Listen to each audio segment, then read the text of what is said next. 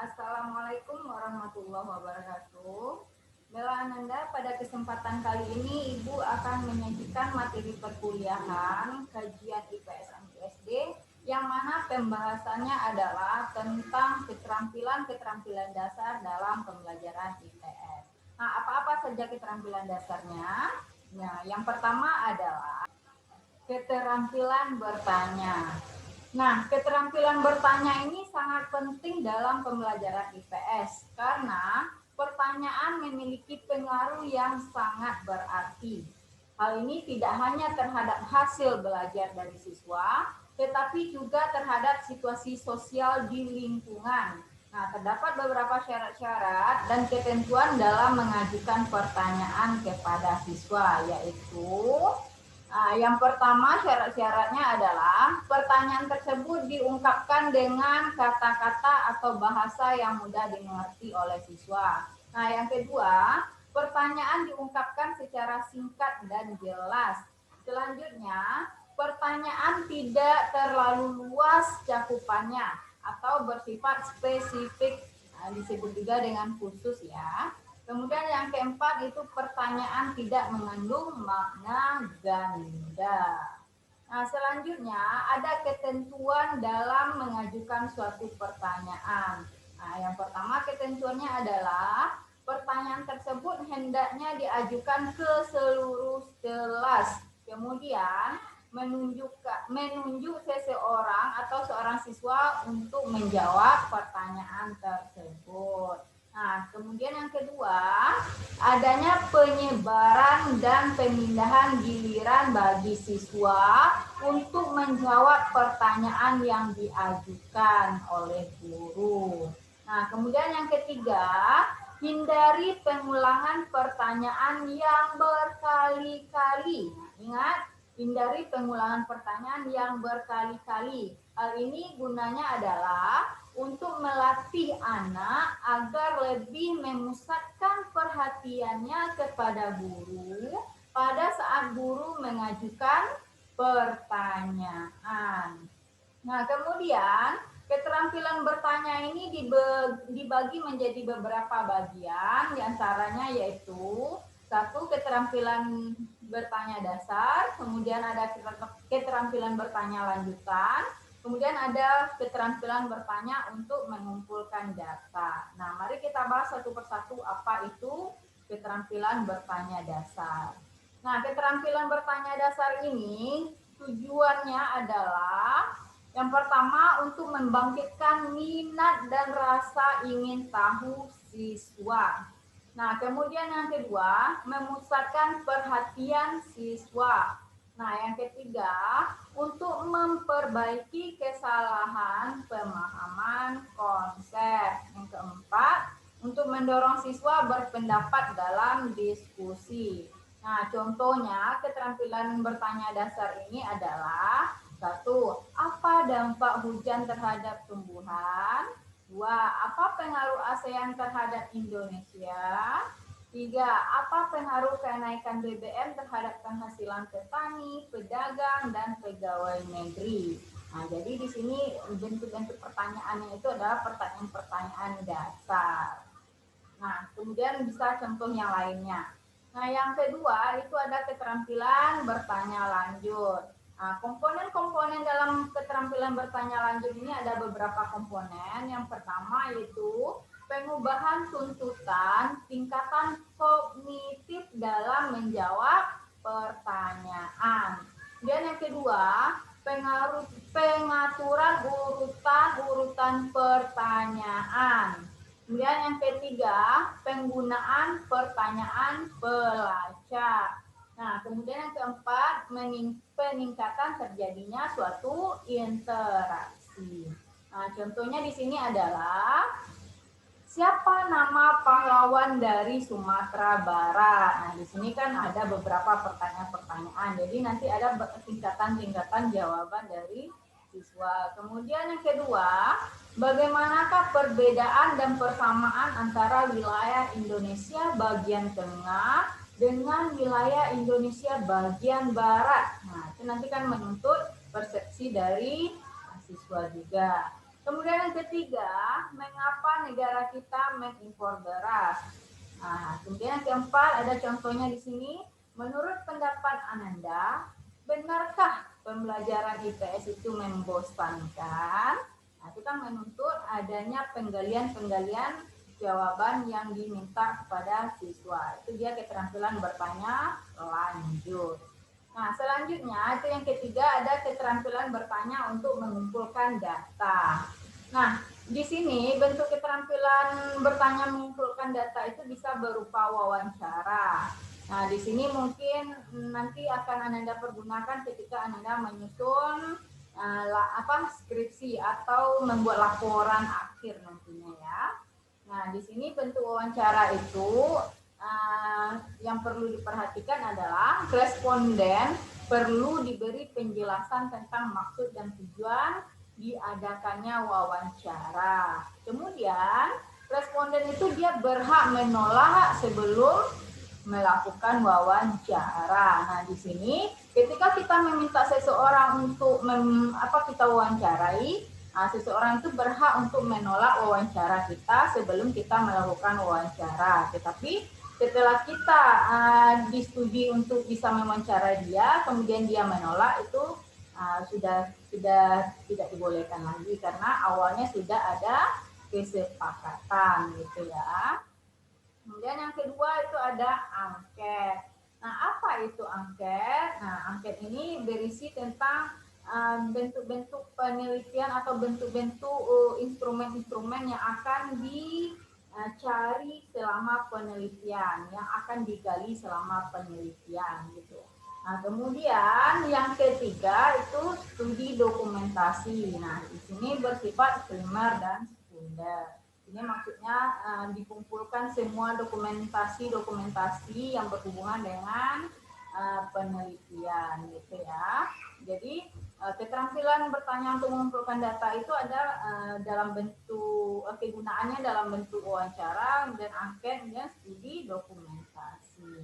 Nah, kemudian ada beberapa kebiasaan yang perlu dihindari dalam mengajukan suatu pertanyaan. Yang pertama, mengulangi pertanyaan itu sendiri. Kemudian yang kedua, mengulangi jawaban siswa. Jadi tolong diperhatikan ya Nanda. Kemudian yang ketiga, menjawab pertanyaan sendiri. Nah, di sini ketika kita mengajukan suatu pertanyaan kepada siswa, usahakan siswa tersebut yang menjawabnya. Nah, kalau siswa tersebut tidak bisa menjawabnya atau belum terpancing, coba digali kembali sehingga siswa tersebut bisa menjawab pertanyaan tersebut dengan dirinya sendiri atau dari siswa itu sendiri. Kemudian selanjutnya pertanyaan yang memancing jawaban serentak itu harus dihindari juga ya. Kemudian pertanyaan ganda, usahakan jangan ada jawabannya bersifat ganda. Nah, kemudian menunjuk salah seorang siswa sebelum pertanyaan diajukan.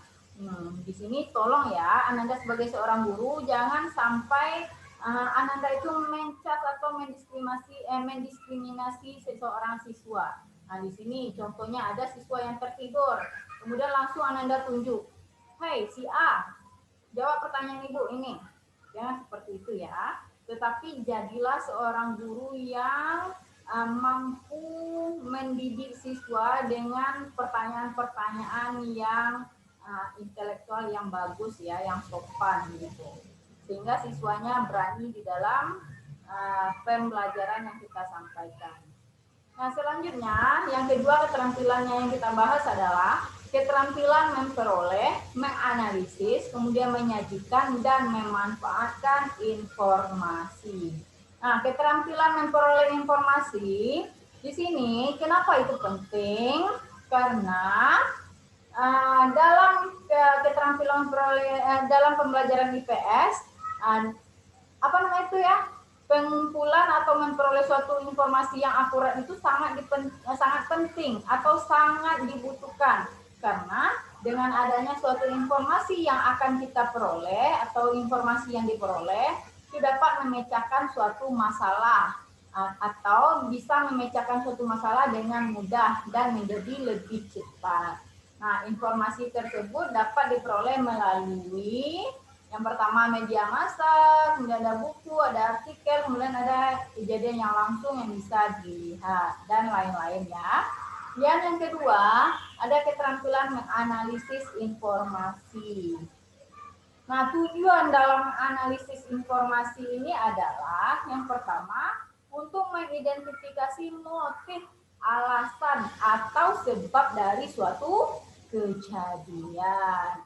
Nah, kemudian yang kedua, mempertimbangkan atau menganalisis informasi-informasi agar memperoleh suatu kesimpulan. Nah, yang ketiga, menganalisis suatu kesimpulan atau generalisasi untuk menemukan kejadian yang mendukung atau menolak suatu kesimpulan. Nah, kemudian ada keterampilan menyajikan informasi. Nah, sebagai seorang guru, dalam menyajikan informasi, hendaknya memenuhi ketentuan-ketentuan sebagai berikut. Yang pertama, penyaji hendaknya berpribadi menarik dan pandai berbicara di depan siswa. Ingat ya, Anda sebagai seorang guru harus mampu menjadi pribadi yang menarik dan bisa berbicara di depan siswa. Nah, kemudian informasi yang disampaikan dikemas secara menarik, tidak monoton. Jadi silakan berkreasi dan berinovasi ya dalam menyampaikan informasi. Kemudian yang ketiga, materi informasi yang disampaikan harus ada keterkaitan dan kepentingannya dengan penerima informasi. Nah, ini sangat penting ya. Kemudian yang keempat, informasi yang disampaikan itu dijadikan dasar penyusunan rencana. Nah, kemudian yang keempat, itu ada keterampilan memanfaatkan informasi.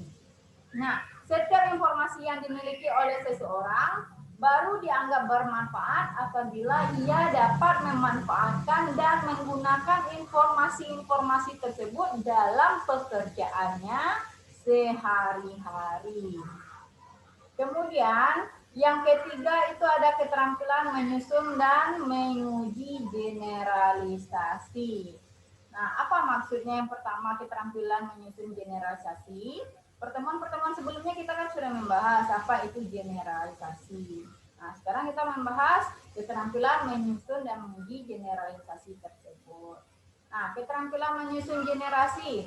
Di sini ada beberapa ketentuan-ketentuan tentang suatu generalisasi. Yang pertama, generalisasi itu merupakan sejumlah konsep yang memiliki keterkaitan makna.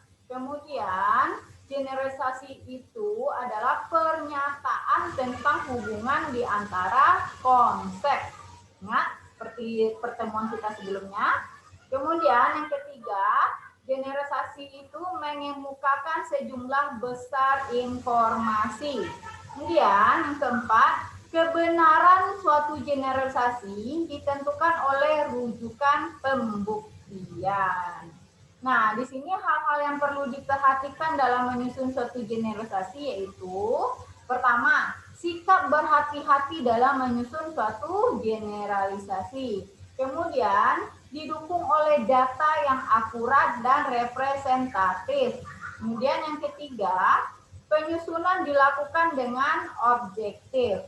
Kemudian jangan tergesa-gesa dalam membuat suatu generalisasi. Nah, kemudian keterampilan menguji generalisasi.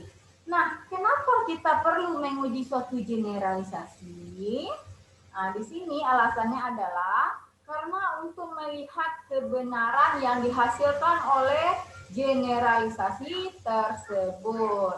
Nah, maksudnya adalah apakah generalisasi yang dihasilkan tersebut cukup kuat dan dapat diterima. Makanya kita dapat melakukan pengujian. Nah, kemudian prosedur pengujian atas generalisasi itu ada beberapa macam. Yang pertama, jumlah sampel yang diteliti itu terwakili. Kemudian yang kedua, sampel harus bervariasi. Nah, yang ketiga, mempertimbangkan hal-hal yang menyimpang dari fenomena umum atau tidak umum. Nah, itulah Ananda penjelasan tentang materi kali ini, yaitu tentang keterampilan dasar dalam pembelajaran IPS. Mudah-mudahan Ananda mengerti. Selamat memahami dan selamat sampai berjumpa di pertemuan. Assalamualaikum warahmatullahi wabarakatuh.